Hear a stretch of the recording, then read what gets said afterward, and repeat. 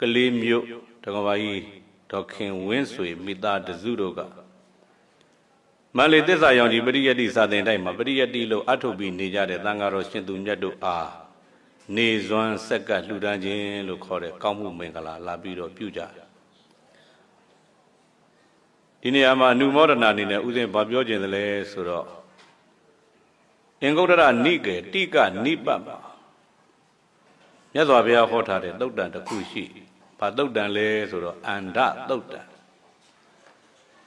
မြတ်စွာဘုရားပြောတယ်အဲ့ဒီသုတ်တန်မှာခြေသားတို့တဲ့လောကကြီးထဲမှာပုဂ္ဂိုလ်၃မျိုးရှိတယ်ပုဂ္ဂိုလ်၃မျိုးက1ဇုံလုံးကမ်းတဲ့ပုဂ္ဂိုလ်2တစ်ဖက်မြင်ပြီးတော့တစ်ဖက်ကမ်းတဲ့ပုဂ္ဂိုလ်3ကကြတော့နှစ်ဖက်သလုံးမြင်တဲ့ပုဂ္ဂိုလ်ဆိုပြီးတော့လောကကြီးထဲမှာလူတွေများကျင်တဲ့လောက်များအုပ်စုအပြင်ခွဲလိုက်ရင်အဲ့ဒီ၃မျိုးတည်းပဲရှိတယ်ဟုတ်လား1ဇုံလုံးကမ်း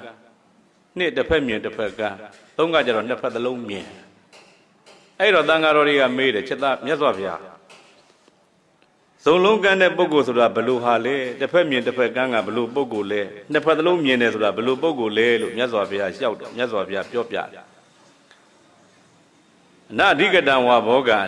အဓိကိစေယအဓိကတံဘောဂံဖာတိန်ကရိယမရသေးတဲ့စည်းစိမ်ဥစ္စာရအောင်မလုံနိုင်ရပြီးတဲ့စီးပွားလဲတိုးပွားအောင်လှုပ်ခြင်းကစွန့်နိုင်တဲ့မျက်စိမရှိဘုရားပြောတာကတော့ဒီနေရာမှာဘာလဲမေးလိုက်တော့စီးပွားရေးမျက်စိပေါ့တစ်ဖက်ဆိုတာကဟုတ်လားနအဓိကတံဝါဘောဂံအဓိကိစေယအဓိကတံဝါဘောဂံဖာတိန်ကရိယအဲ့ဒီလိုစီးပွားရေးမျက်စိမရှိဘူးဆိုရင်အဲ့ဒါမျက်စိကတစ်ဖက်ကန်းအဲ့ဒီပုဂ္ဂိုလ်ကနောက်တကကုသလဓမ္မေကုသလေဓမ္မေနဇာနေယကန္နတုတ်ကေဓမ္မေနဇာနေယကုသိုလ်အကုသိုလ်လည်းပဲမသိနောက်တကအကျိုးရှိရာမရှိရာလည်းပဲမသိဘူးတဲ့အဲ့ဒီပုဂ္ဂိုလ်မျိုးဟာချက်သားတို့တဲ့အဲ့ဒါဇုံလုံးကန်းလို့ခေါ်တယ်တဲ့ဟုတ်ပြီလားမြတ်စွာဘုရားရှင်ကိုရောမြတ်ကြီးကကန်းတယ်လို့ပြောတဲ့နေရာမှာ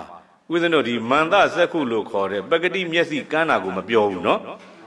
စီးပွားရေးမျက်စိမရှိဘူးဆိုရင်ဒီဘဝအတွက်ဘာဖြစ်တော့ကန်းတယ်ဟုတ်လားကုသိုလ်ကောင်းမှုမရှိဘူးဆိုရင်နောင်ဘဝအတွက်အဲ့ဒီပုဂ္ဂိုလ်ဘာဖြစ်တော့ကန်းတယ်ဟုတ်ပြီလားအေးအဲ့ဒါမျိုးဗျမြတ်စွာဘုရားပြောတာကနောက်တက်ကဧကစက္ခုတဲ့တစ်ဖက်မြင်ပြီးတော့တစ်ဖက်ကန်းတစ်ဖက်မြင်တစ်ဖက်ကန်းဆိုတာဘာလဲမေးလိုက်တော့တချို့သောပုဂ္ဂိုလ်တွေကမရသေးတဲ့စီးပွားရအောင်ရှာနိုင်တယ်ရပြီးတဲ့စီးပွားတိုးပေါင်းအောင်လုပ်နိုင်တယ်အဲ့ဒါဒီဘဝမျက်စိတော့မြတ်စွာဘုရားကောင်းနေတယ်ဒါပေမဲ့လို့ကုသလေဓမ္မေနဇာနေယတဲ့ကောင်းတာမကောင်းတာအကျိုးရှိတာကျိုးမရှိတာနောင်ဘဝအတွက်ကြတော့ကုသိုလ်မျက်လုံးမရှိဘူးဆိုရင်လည်းအဲ့ဒါတစ်ဖက်ကန်းလို့ခေါ်တယ်တဲ့ဟုတ်လားဒကမကြီးတို့အဲ့တော့ပုဂ္ဂိုလ်၃မျိုးမှာ1ဇုံလုံးကန်းဆိုတာကဒီဘဝမျက်စိနဲ့နောင်ဘဝမျက်စိတနည်းအားဖြင့်ပြောရင်စီးပွားရေးမျက်စိနဲ့တမလွန်မျက်စိပေါ့ဟုတ်လားကုသိုလ်ရေးမျက်စိအဲ့ဒါမရှိရင်ဇုံလုံးကန်းတယ်အစီးပွားရေးမျက်စိတော့ရှိတယ်ကုသိုလ်ရေးမျက်စိမရှိဘူးဆိုရင်တစ်ဖက်မြင်ပြီးတော့ဗါတော့တစ်ဖက်ကန်းဟုတ်ပြီလားနောက်တက်ကမြတ်စွာဘုရားနှစ်ဖက်မြင်ဆိုတာဘာလဲမေးလိုက်တော့စီးပွားရေးမျက်စိလည်းရှိတယ်ကုသိုလ်ရေးမျက်စိလည်းရှိတယ်အဲ့ဒီပုဂ္ဂိုလ်မျိုးကတော့နှစ်ဖက်မြင်တဲ့ပုဂ္ဂိုလ်တဲ့ဗျာဟုတ်ပြီလားအဲ့တော့သူတော်ကောင်းတို့တွေမြတ်စွာဘုရားကဒီနေရာမှာအနှစ်ချုပ်ပြီးဘာပြောသလဲမေးလိုက်တော့အန္ဒေဇာဧကဇက်ကုံဇာအာရကပတိဝုဇေအန္ဒေဇာစီးပွားရေးမျက်စိလည်းမရှိကုသိုလ်ရေးမျက်စိလည်းမရှိတဲ့ဇုံလုံးကန်းတဲ့ပုဂ္ဂိုလ်ကိုအာရကဝေးဝေးမှာပတိဝုဇေရရှောင်ကြပြီတော့ကဲပေါင်းတင်ဆက်ဆံတဲ့နေရာမှာသူတော်ကောင်းတို့တွေ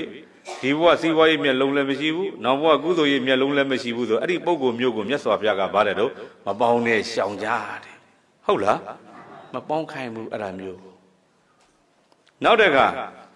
ဒွိဇက်ဧကဇက်ခုံစစီးပွားရေးမျက်စိသာရှိပြီးတော့ကုသိုလ်ရေးမျက်စိမရှိဘူးဆိုရင်လည်းအာရကပတိဝုဇေယအဲ့ဒီပုဂ္ဂိုလ်မျိုးလည်းမပေါင်းသင့်အပ်ဘူးသူချမ်းသာပြီးရောဘယ်သူဒုက္ခရောက်သူကြီးပွားပြီးရောဘယ်သူမျက်ရည်ကြီးငယ်ကြဟုတ်လားကိုချမ်းသာမယ်ဆိုရင်တော့ဘာနှစ်ဖူးတိုက်တူးရဆိုတဲ့ပုဂ္ဂိုလ်မျိုးပေါ့ဗျာဟုတ်လားကိုချမ်းသာဖို့ပဲကိုကြည့်တယ်သူများအရေးဘာမကြည့်ဘူးဟုတ်ပြီလားသူ့ရဲ့စီးပွားရေးမျက်စိဒီဘဝအတွက်တော့ तू မရှိဘူးလားရှိတယ်ဒါပေမဲ့ကုသိုလ်ရေးကြ तू မရှိဘူး तू ကတစ်ဖက်တော့ကောင်းနေတယ်ဘာကောင်းနေတယ်လဲမင်း तू စီးပွားရေးတွေအတွက် तू ကောင်းနေတာဟုတ်လား အဲ့ဒီပုဂ္ဂိုလ်မျိုးကိုလည်းမြတ်စွာဘုရားကအာရကပฏิကိုဇေယဝေးဝေးကနေဘာဖြစ်တော့ရှောင်ကြပါဟုတ်ပြီနော်အန္တင်းစဧကဇက်ကုံစအာရကပฏิကိုဇေယဒွိဇက်ကုံပနာသေးဝေထတေထံပုရိသပုဂ္ဂလောဘေကဝေယံတော်မြတ်ဥจิตသားတို့တေထပုရိသပုဂ္ဂလောယောက်ျားမြတ်ယောက်ျားအာသာနီဟုဆိုသောဒွိဇက်ခုံစည်းပွားရေးမျက်စိလည်းရှိကုသိုလ်ရေးမျက်စိလည်းရှိဒီဘဝကောင်းသားရေးလည်းသိနောက်ဘဝကောင်းသားရေးလည်းသိမိမိကြည်ပွားချမ်းသာရေးလည်းသိသူတော်ဘာကြည်ပွားချမ်းသာရေးတဲ့သိတဲ့ပုဂ္ဂိုလ်မျိုးကိုဘာလို့ရမလဲမေးလိုက်တော့ပေါင်းသင်ကြဟုတ်လားအဲ့တော့ဒီဘဝချီးပွားရေးမျက်စိလည်းရှိတဲ့ကုသိုလ်ရေးမျက်စိလည်းရှိတဲ့ပုဂ္ဂိုလ်မျိုးကိုမြတ်စွာဘုရားဘာလို့ခိုင်းတယ်ပေါင်းခိုင်းတယ်ဟုတ်ပြီနော်ဒါဆိုပုဂ္ဂိုလ်၃မျိုးမှာသူတော်ကောင်းတို့ရှောင်ရမှာဘယ်နှမျိုးလဲ2မျိုးပေါင်းရမှာကတကယ်တမ်းတွေးကြည့်တော့စီးပွားရေးမျက်စိရှိတဲ့ပုဂ္ဂိုလ်နဲ့ပေါင်းတင်တာပေါ့ရှင်ဘုရားလို့ပြောရင်ပြောမှာဟုတ်လားသူစီးပွားရေးမျက်စိကသူတော်ကောင်းတွေကုသိုလ်ရေးအမြင်မရှိဘဲနဲ့စီးပွားရေးမျက်စိတင်ကောင်းနေမယ်ဆိုရင်ဒီဘဝချမ်းသာတော်လဲပဲပြိဿဒီဘဝချမ်းသာတာကတခဏလေဟုတ်လားကိုချမ်းသာပေမဲ့လို့သူများတဲ့ဘလို့ဖြစ်ဖြစ်ဆိုတဲ့စိတ်ဓာတ်မျိုးကြီးနဲ့ချမ်းသာသွားတာဆိုရင်သူကလည်းပြိဿဒီဘဝချမ်းသာပြီးနောင်ဘဝကျသူချမ်းသာဖို့လွယ်ပါမလားအဲ့ဒီပုဂ္ဂိုလ်မျိုးနဲ့ကိုကသွားပေါင်းလိုက်မယ်ဆိုရင်ကိုဘာနောင်ဘဝတော့ဒုက္ခတွေမရောက်နိုင်ဘူးလားအဲ့ဒါကြောင့်မြတ်စွာဘုရားကတစ်ဖက်မြင်တစ်ဖက်ကန်းကိုလည်းရှောင်ကြလို့ပြောတာဟုတ်ပြီနော်တာမန်ကြည့်ရင်တော့ဟာဒီဘဝချမ်းသာတယ်ဆိုရင်မဆိုးပါဘူးရှင်ဘုရားရဲ့ပေါင်းတင်တယ်လို့ဒီလိုမြင်ပါဆိုလို့နော်အဲကြောင့်အန္တင်းစာဧကဇက်ကုံစာအာရကပฏิဝဇ္ဇယေဒွိဇက်ကုံပနသေဝေထနှစ်ဖက်မြင်တဲ့ပုဂ္ဂိုလ်ကိုပေါင်းကြတဲ့ခဏတကောင်ကြီးဒေါခင်ဝင်းဆွေတို့မိသားတစုဒီမှာလာပြီးတော့ကောင်းမှုပြုတယ်ဘာလို့ပြုတယ်လဲလို့မေးလိုက်ရင်သူတော်ကောင်းတို့တွေဒါနောင်ဘဝအတွက်ကိုမြင်ကြလို့ပေါ့ဟုတ်လားမြတ်စွာဘုရားရှင်ကိုရောမြတ်ကြီးကပြောတယ်ဆွန်းလှူတဲ့ပုဂ္ဂိုလ်တွေကိုတဲ့ဆွန်းကိုလှူတယ်လို့တွေမမှတ်နဲ့၅မျိုးလှူတယ်လို့မှတ်တယ်ဒီလိုပြောတယ်ဘယ်နှမျိုးလှူတယ်၅မျိုးလှူတယ်တဲ့ဟုတ်ပြီလား၅မျိုးကဘာလဲမေးလို့တော့အာယုအသက်ရှည်ကြောင်းကိုလှူတာတဲ့ဘာရှည်ကြောင်းလဲဟာသဗ္ဗေတ္တအာဟာရထိတိကတတ္တဘဝမှန်သမျှဘယ်ပေါ်မှာတည်တယ်အာဟာရပေါ်မှာတည်တယ်ဟုတ်လားဘလောက်ပဲအသက်ရှည်မဲ့ပုဂ္ဂိုလ်ကြီးဖြစ်ဖြစ်အာဟာရသာမရှိရင်အသက်ရှည်လို့ရလားတက္ကမကြီးတော်ခင်ဝင်းဆိုအဲ့ဒါငါအသက်ရှည်ကြောင်းကောင်းမှုငါခဏလာလှူတယ်လို့မှတ်လိုက်ဟုတ်လားစွန့်လှူတယ်ဆိုတာတဲ့လေဘောဓနာဘိကဝေတရမာနောဒါယေကောပြင်စဌာနာနိဒေတိအာယုံဒေတိနောက်တကနံပါတ်2ကဝဏ္ဏဒေတိဝဏ္ဏဆိုတာရုပ်အစင်းလာကြောင်းကောင်းမှုကိုလည်းလှူတယ်လို့မှတ်တဲ့မြတ်စွာဘုရားကဘလောက်ပဲရုပ်အစင်းကောင်းတဲ့ပုဂ္ဂိုလ်ဖြစ်ဖြစ်အစာအာဟာရသာအကောင်းကောင်းမစားရင်ရုပ်လှနိုင်သေးလားမလှနိုင်ဘူးဟုတ်လားရုပ်အစင်းလှကြောင်းကောင်းမှုလည်းငါကနေ့ပြုတယ်လို့ဒီလိုနားလေဟုတ်ပြီနော်အာယုံဒိဋ္ဌိဝဏ္ဏဒိဋ္ဌိဒုက္ခံဒိဋ္ဌိဒုက္ခဆိုတော့ချမ်းသာဘလောက်ပဲချမ်းသာတဲ့ပုဂ္ဂိုလ်ကြီးဖြစ်ဖြစ်အစာအာဟာရမစားရဘူးဆိုရင်ချမ်းသာသေးလားသူတော်ကောင်းတို့တွေအနည်းနဲ့များမကြမ်းမာတဲ့ဓာတ်တော့ခံဘူးမှာပဲလေဟုတ်လားဘုရားတို့ငယ်ငယ်စာသင်သားဘဝဒီမန္တလေးမှာစာသင်တော့ကတည်င်းကြိုဆိုရင်ဖျားကြတယ်လေ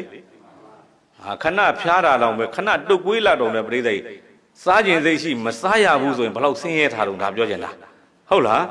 စားစရာတွေဘလောက်ပေါ်စားခြင်းစိတ်ပြိဿကြမ်းမာရေးမကောင်းမှုဆိုရင်စားခြင်းစိတ်ရှိသေးလားသူများတွေစားတာကြည့်ပြီးတော့ကိုယ်စားခြင်းစိတ်မရှိဘူးစားလည်းရတာမရှိဘူးဆိုဘလောက်ဆင်းရဲဟုတ်လားအဲကြောင့်ဆွန်းလှူခြင်းဟာတဲ့မြတ်စွာဘုရားရှင်ကိုတော်မြတ်ကြီးကချမ်းသာကိုလှူရလဲရောက်တယ်ဒါပြောကြလားဟုတ်လားအေးအဲကြောင့်ခဏ၃မျိုးလှူပြီးပါပြီနော်အာယုံဒေတိအသက်ကိုလှူတဲ့ဝဏ္ဏဒေတိအစင်းကိုလှူတဲ့ဒုက္ခံဒေတိချမ်းသာကိုလှူတဲ့နောက်တကဗလံဒေတိတဲ့ခွန်အားဗလကိုလည်းလှူတယ်တဲ့ခွန်အားဗလဆိုတာပြိဿဘလောက်ပဲခွန်အားဗလပြည့်စုံတဲ့ပုဂ္ဂိုလ်ကြီးပဲဖြစ်ဖြစ်အာဟာရမရှိဘူးဆိုရင်အဲ့ဒီပုဂ္ဂိုလ်ခွန်အားဗလကြီးကျင်လည်းကြီးလို့ရသေးလားမရဘူးဗျဟုတ်ပြီလားခွန်အားဗလကိုလည်းပြေးလူရရောက်တယ်တဲ့နောက်ဆုံးကတော့သူတော်ကောင်းတို့တွေပฏิဘာဏံဒေတိတဲ့ပညာကိုလည်းပေးလူရရောက်တယ်တဲ့ဘာကိုလည်းပေးလူရရောက်တယ်ဉာဏ်ဘလောက်ပဲထက်အစာကောင်းကောင်းမစားရဘူးစားခြင်းတိုင်းမစားရဘူးဆိုရင်အဲ့ဒီပုဂ္ဂိုလ်တွေဉာဏ်ထက်လို့ရသေးလားသူတော်ကောင်းတွေကြားဘူးလိမ့်မယ်မာတိကာမာတာဆိုတဲ့မျိုးသမီးကြီးတယောက်ရှိရလေတန်ခါ900အဲ့ဒီရွာကိုအမိပြုတ်ပြီးတော့အဲ့ဒီဓမ္မကြီးကခေါင်းဆောင်ပြီးတော့ချက်ပြုတ်ကျွေးတာဆုံးနေပါလေလောင်းတယ်တန်ခါ900ဟောတဲ့တရားနာပြီးတော့တရားကျင့်တော့အဲ့ဒီဓမ္မကြီးကဘာဖြစ်တော့သောတာပန်တဂရကအနာဂံဖြစ်တယ်သူကတရားဓုတွေရ သူကတရားဓုရလို့သူ့ရဲ့ညံနဲ့သူ့ရဲ့တကိုးနဲ့ကြည့်လိုက်တဲ့အခါတန်ခါ900ကတပားမှတရားဓုမရအံ့ဩစရာနော်သူပြုစုတဲ့ယဟန်တွေရဲ့ခေါ်တဲ့တရားနာပြီးတော့သူကဘာဖြစ်တော့တရားရသူပြုစုနေတဲ့ကိုတော်တွေကတရားရလားမရဘူးဟာဘလို့ဖြစ်လို့တော့ဘလို့ဖြစ်လို့တော့လို့ကြည်လိုက်တဲ့ခါကျတော့အာဝါဒတ္တပါယကြောင်းကများအစင်မပြေလို့လား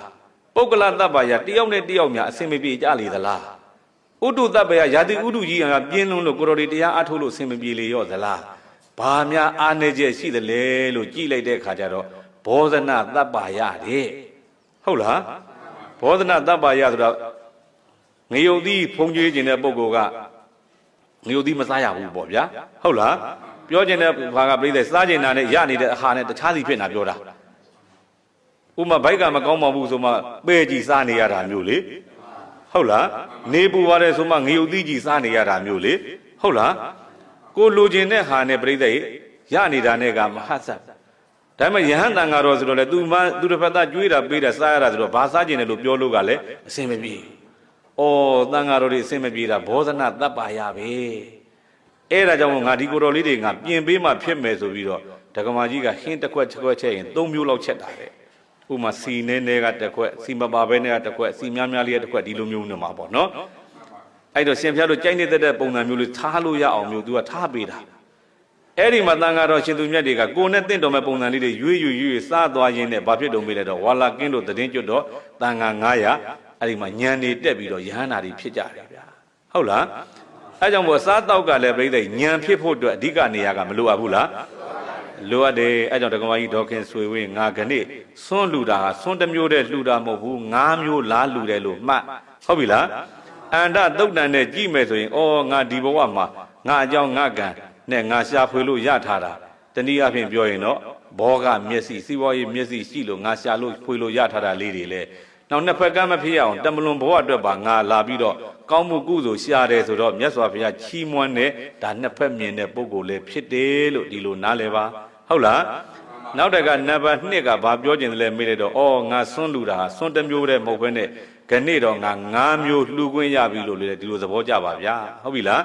အေးကဲ့သို့ဓမ္မတိအလုံးကိုယ်စီရှိပြီးတော့မှမိမိတို့ရဲ့ဘဝခရီးလမ်းဓမ္မနဲ့အညီဖြောင့်တန်းစွာရှောက်လှမ်းနိုင်ကြတဲ့သူတော်ကောင်းများဖြစ်ကြပါစေကုန်သတည်း